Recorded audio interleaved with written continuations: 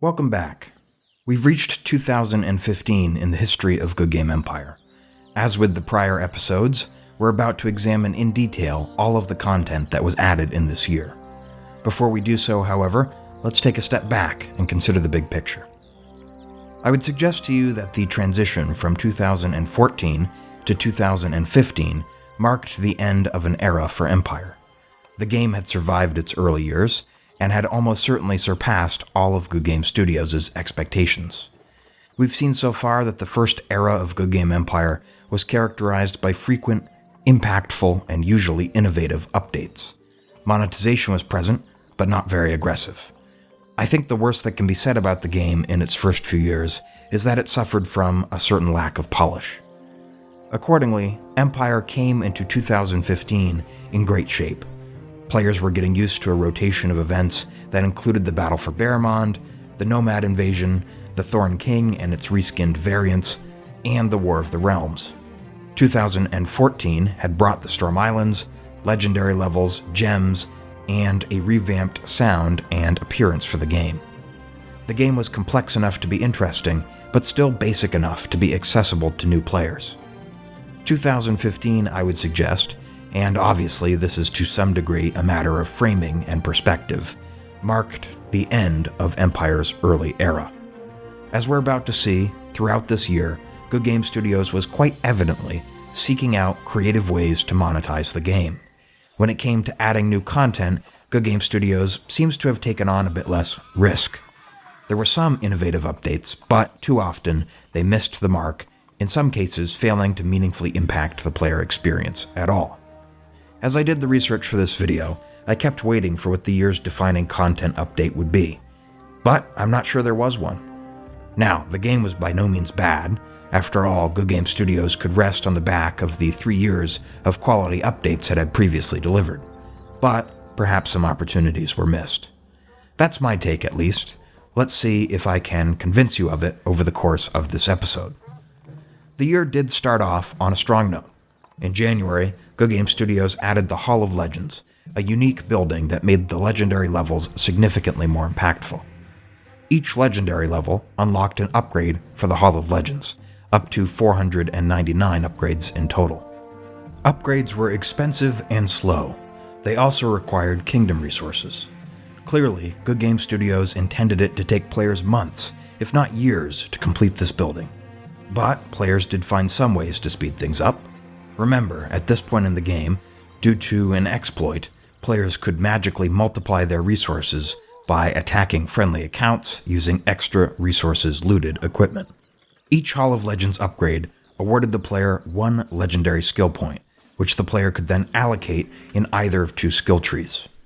The offensive skill tree featured abilities like additional attack waves, faster and cheaper troop movement, and additional glory. The defensive skill tree allowed for additional units on the castle wall, an extra defensive tool slot, and just generally stronger fortifications. Unless otherwise specified, legendary abilities would only activate in battles against other level 70 players. For a long time in Goodgame Empire, the Hall of Legends served as the primary source of endgame progression. I think it was a great feature. Investing your legendary points entailed making strategic choices that were actually meaningful. That's important in a strategy game. Most players fully invested in the attack tree, since the extra waves were so important to success in both PvP and the glory invasions. But a defensive hall was potent too.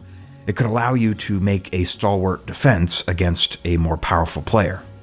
Obviously, players could split their points between the two trees, so the real challenge was in finding the right balance. The hall was also a great feature for non-paying players, since several legendary abilities made attacking robber baron castles quicker, cheaper, and more lucrative. Also in January, Goodgame Studios revised the military hospital to work more like the barracks. The previous iteration of this feature had been the medic, a hireable character in the King's Market that passively healed a certain percentage of defensive casualties. Now, players could recover injured attackers as well as defenders, but they'd need to spend coins or rubies and queue treatment. Frustratingly, for many years, it wasn't possible to stop ruby units from being admitted to the hospital and displacing coin troops. Due to the cost of healing units, particularly the amount of time it took, the hospital has never been a very impactful building. Indeed, some players opted not to build it because it took up space that would otherwise be used to increase public order. In February, Goodgame Studios introduced a new button on the attack setup screen that would automatically fill troops and tools. This allowed players to attack NPC targets more quickly. At the same time, Goodgame Studios added additional levels of robber baron castles in the Great Empire and buffed the loot they gave. Goodgame Studios may have been trying to respond to the emerging problem of bots, which some players were unfairly using to automate activities like recruitment, attacking robber baron castles, and sending alerts for incoming attacks. The idea would have been that Autofill could help legitimate players attack NPCs almost as efficiently as bots. At the same time, if the autofill had worked perfectly, it would have obviated the need to make strategic choices when configuring attacks. At any rate, while the autofill did take into account spy report data, it frequently used better quality tools than necessary, making it an inefficient way of sending attacks. There were two other significant February updates. First, Goodgame Studios added might points. These came from all sorts of sources, including buildings, troops, and equipment, and provided a quick and dirty indication of player power. Second, Goodgame Studios introduced time skips. Time skips were essentially a new currency that allowed players to bypass construction and cooldown times. Evidently, Goodgame Studios had concluded that they had slowed down progress in the game too much with the long build times for the Hall of Legends and the legendary resource production buildings. Time skips could be looted from robber baron castles, but they were also, of course, purchasable. Accordingly, time skips provided a whole new type of advantage for paying players. They perhaps even encouraged Goodgame Studios to design future updates to include a grind. In March, the Recruit a Friend system appeared. Players could now use individualized referral links to invite their real-life or online friends to join the game. If the friend you recruited to Empire kept playing and met certain level requirements, you'd be rewarded. Other March additions included new low-level research and new event tools, only obtainable through Prime Days. Heroes were also added, giving players another slot to collect equipment for. The addition of heroes allowed Goodgame Studios to introduce new so-called super equipment sets. It's impossible to say exactly when these came out, but I'd guess the second half of 2015. This would have been the equipment of the Winged Knight for the Castellan, and the Legends of the Highlands for the Commander. Meanwhile, Goodgame Studios had a new milestone of 1,200 employees as its business continued to grow. April saw some changes to the Nomad invasion, bringing it more in line with what modern players will recognize. The number of camps was reduced to 4. Camps were made to level up the first few times they were defeated. Players now had to either wait through or skip cooldowns in between attacking camps. The event's rewards were also refreshed. The other big change in April was the Wishing Well, which appeared outside the player's main castle, initially as a ruin. After repairing the Wishing Well, the player could spend a lucky penny to double a set amount of rubies. Lucky pennies were only available in prime times at first, but they soon appeared in the mercenary post and as event rewards, where they could be obtained by unpaying players. Finally, April also saw some adjustments to the game's premium offers.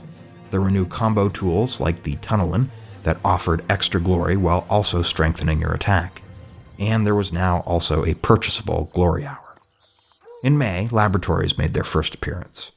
These were capturable Alliance assets, like monuments, except they increased the production of Kingdom resources.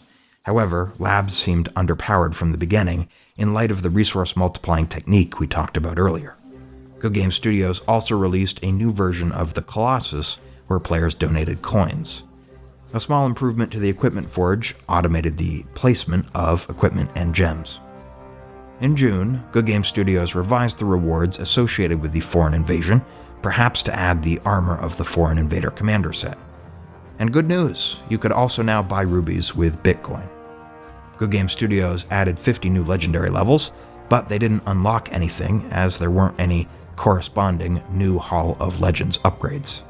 In much the same vein, Goodgame Studios added another 250 legendary levels in July, although again without any corresponding Hall of Legends improvements.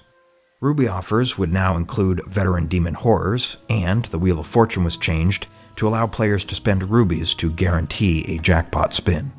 Fun fact, I've played Empire for 12 years and didn't know about this button until researching for this video.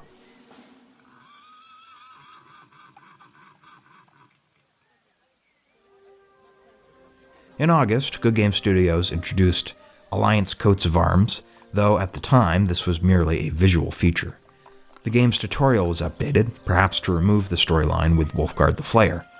New nobility contest tasks were released, and they included looting resources, healing units, producing and obtaining tools, and earning points in the Marauders event. In September, Goodgame Studios migrated the game's forum from vBulletin to vanilla. The battle for Berimond also received some updates. Players could now choose between 3 starting camps, one of which was available for rubies. 2 new buildings, the training grounds and the auxiliaries headquarters, allowed players to recruit special auxiliary units that could only be used in Berimond. This leveled the playing field some, while also smoothing over one of the event's annoyances, as previously players had to frequently send replacement units and tools from the permanent kingdoms. In addition to collecting gallantry points and attempting to become the winning faction, players would now also be individually ranked and earn rewards based on their standing at the end of the event. At around this time, Goodgame Studios added gallantry titles and also 3 new rankings-based glory titles. October's biggest update was the Samurai Invasion. This event, as I'm sure everyone is aware, was a reskin of the Nomad Invasion. As neither the Khan's Revenge mechanic nor the daimyo castles or townships existed at this point, the events were very similar. As with the Nomad Invasion, there was an armorer that sold event tools for rubies. There was one difference, however, and it had to do with how players actually got their rewards. This feature was called the Path to Enlightenment. It was extremely short-lived, appearing in probably only the first few runs of the Samurai Invasion. Players spent samurai tokens, looted from the samurai camps, to participate in a card game. Players selected cards, which would be flipped over to reveal either prizes or a black X signaling the player had struck out. Each prize earned lit a lantern on the path to enlightenment.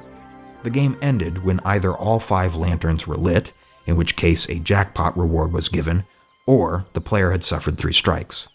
The game prompted you to spend rubies for another try if you got close to the jackpot. It's pretty easy to see why the path to enlightenment was not a success. First, it was completely random. Whether the player won or lost had nothing to do with selection or skill.